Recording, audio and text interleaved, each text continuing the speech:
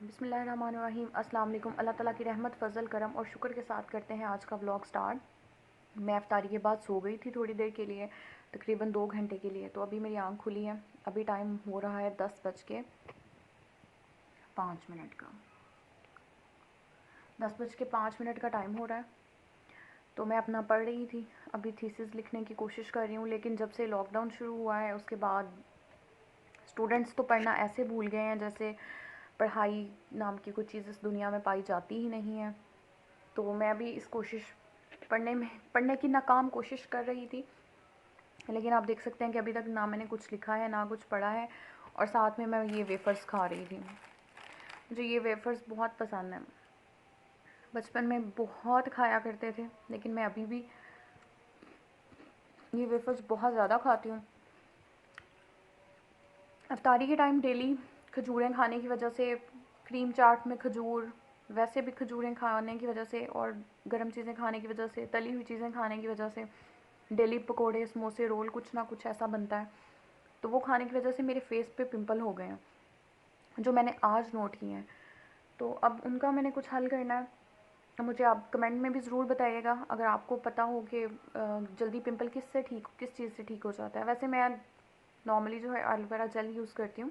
अगर मेरे फेस पे कहीं भी पिंपल हो जाए तो मैं वहाँ पे एलोवेरा जेल लगा लेती हूँ पूरे दिन के लिए, उसे छोड़ देती हूँ, सुबह लगा लेती हूँ, शाम में वॉश कर लेती हूँ, या फिर रात में लगाती हूँ तो मॉर्निंग में वॉश कर लेती हूँ। उससे ये होता है कि काफ़ी हद तक जो है वो पिंपल मेरे ठीक हो जाते हैं। लेकिन अभी मुझे इनको क्विकली ठीक करना है। ईद भी पास आ रही है और पिंपल इस तरह से फेस पर होना बिल्कुल भी अच्छी बात नहीं है। तो अभी देखते हैं कि क्या करती हूँ। फ़िलहाल तो मैं अभी पढ़ने की कोशिश कर रही हूँ। दोबारा से नींद आना शुरू हो गई है और बहुत ज़्यादा आना शुरू हो गई है। रूटीन मेरी बहुत ज़्यादा ख़राब हुई हुई है। दिन के टाइम जो है वो मैं सारा दिन सोई रहती हूँ और पूरी रात मैं जागती हूँ, अफसैरी करके सोती हूँ। तो इससे ये होता है कि नींद जो है वो पूरी नहीं होती। दिन के टाइम आप चाहे जितना मर्ज़ी सो लें, लेकिन वैसे आपकी नींद पूरी नहीं होती जैसे कि रात में होती है। तो अभी ये सारी मैं यहाँ पे फैला के तो बैठी हुई हूँ। मैंने अपना जाए नमाज़ भी यहीं पे रखा हुआ है, नमाज़ पढ़ ली थी, मगरिब की नमाज़ पढ़ी थी, अभी इशा की नमाज़ भी पढ़नी है मैंने, जो अभी तक नहीं पढ़ी है। और मेरी सारी चीज़ें यहाँ पे रख के बैठ तो गई हूँ पढ़ने के लिए, लेकिन पढ़ा नहीं जा रहा बिल्कुल भी। दिल भी नहीं करना पढ़ने को, क्योंकि नींद दोबारा आई जा रही है। रात की जो नींद होती है वो बहुत अच्छी होती है। दिन में आप सारा दिन भी सोए रहें, बेशक पूरा दिन आप सोए रहो, लेकिन वो आपकी नींद पूरी नहीं होती है। जो रात में 2-3 घंटे भी सो लिया जाए तो नींद अच्छी खासी पूरी हो जाती है। मैं अभी बैठी पढ़ रही थी तो बिल्कुल भी दिल नहीं कर रहा था, नींद बहुत ही ज़्यादा आना स्टार्ट हो गई थी मुझे। तो मैंने सोचा क्यों ना छत पे जाके थोड़ी सी वॉक की जाए। और माशाल्लाह ऊपर का मौसम, ये देखिए चाँद, इन दिनों में चाँद जो है वो बिल्कुल पूरा है और बहुत ही ज़्यादा रोशन है, बहुत ही ज़्यादा खूबसूरत माशाल्लाह। और हवा इतनी मज़े की, इतनी तेज़ हवा चल रही है ऊपर छत पे, काफ़ी ठंडा मौसम हुआ हुआ है, बहुत ही खूबसूरत मौसम हुआ हुआ है। और बिल्कुल भी मेरा दिल नहीं कर रहा था कुछ और करने को। पहले मैंने सोचा था कि चाय बनाती हूँ, लेकिन मैं चाय पीती नहीं हूँ इतने शौक़ से। तो फिर मैंने सोचा कि नहीं, ऊपर जाके वॉक की जाए थोड़ी देर के लिए, मूड फ्रेश हो जाएगा, तो फिर नीचे वापस आके अपनी स्टडी दोबारा स्टार्ट करूँगी। तो अभी ऊपर वॉक कर रही हूँ मैं। तो अभी मैं उठी थी तो लैपटॉप ऑन किया है। उसके अलावा सुबह उठने के बाद मेरा डाइनिंग जो है वो, उसकी तो यही हालत होती है, इतना ही मेस्ड अप होता है। तो मैं अब इसको क्लीन करूँगी, सारी चीज़ें यहाँ से समेटूँगी, क्योंकि मैं रात को यहाँ बैठ के पढ़ रही होती हूँ। मैं आपको बताती चलूँ कि मैं एमफिल कर रही हूँ इंग्लिश लिटरेचर में। तो थीसिस चल रहा है मेरा, लास्ट सेमेस्टर है। तो मैं बैठ के पढ़ रही होती हूँ, अपना लैपटॉप, चार्जर, हर चीज़ मैंने रखी हुई होती है। तो वो फिर उठा के यहाँ डाइनिंग पे रख देती हूँ। डेली सुबह मुझे इसको फिर क्लीन अप करना पड़ता है, लेकिन बस फिर वो आदत बनी हुई है। डेली सोचती हूँ कि अब ये चीज़ें यहाँ नहीं रखूँगी, लेकिन फिर भी उसके बावजूद भी दोबारा वही चीज़ें मैं यहाँ रख देती हूँ। हम लोगों ने शिफ्टिंग करनी है कुछ दिनों तक, तो इस वजह से ये डाइनिंग जो है इसको बिल्कुल चेयर के साथ दीवार के साथ कर दिया हुआ है। इसको चेयर्स को बिल्कुल दीवार के साथ लगा दिया हुआ है।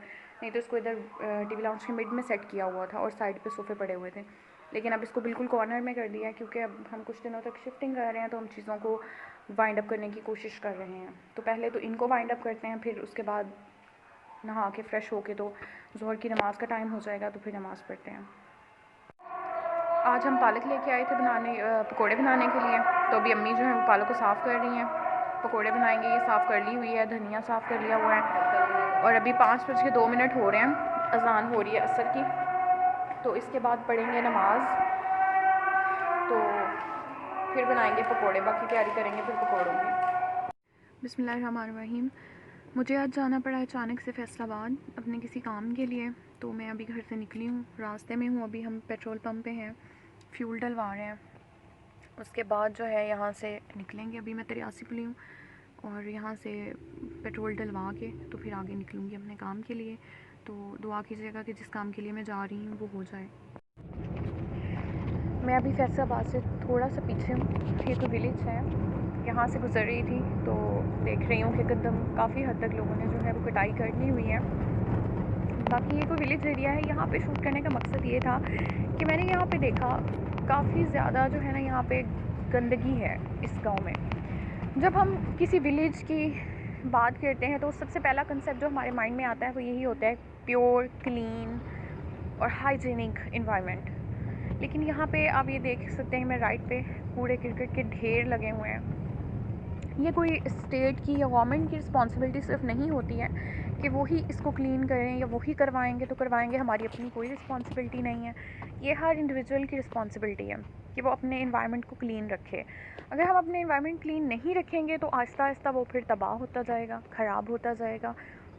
ऐसे ही तो फिर पूरा कंट्री गंदा होता है। अगर हम अपने अपने एरिया को, अपनी अपनी जगह को क्लीन रखना स्टार्ट हो जाएंगे तो मेरे ख्याल से फिर जो हमारे मुल्क में एक ख़राबी है, जो लोगों में एक बुरी आदत है, वो ख़त्म हो जाएगी, सब नीट एंड क्लीन हो जाएगा। मैं इस टाइम हूँ मैकडोनल्ड रोड पे और चावी का शेक पीने जा रही हूँ। ये मेरी फेवरेट फ़्राइज़ फैक्ट्री, जहाँ से मैं कभी फ़्राइज़ खाया करती थी और आज ये बंद पड़ी हुई है। टी ग्राउंड की ये हालत हुई हुई है लॉकडाउन की वजह से। जहाँ पे इतना रश होता था कि यहाँ से गुजरना मुश्किल हो जाता था, आज वहाँ पे बिल्कुल बंद है सारा कुछ। और ये Saira mall on my left. गला मुझे अपना ख़राब हुआ फील हो रहा है। मैकडोनल्ड के बाहर तो गाड़ियों की लंबी लाइन लगी हुई है ड्राइव थ्रू के लिए। और ये है सलीमी चौक का इशारा। ये झालवली रोड है। यहाँ पे इतना रश होता था ना कि यहाँ पे इस टाइम यहाँ से गुजरना बहुत मुश्किल होता था और इस टाइम सब कुछ बंद है। मैं बाहर निकली थी शेक पीने के लिए।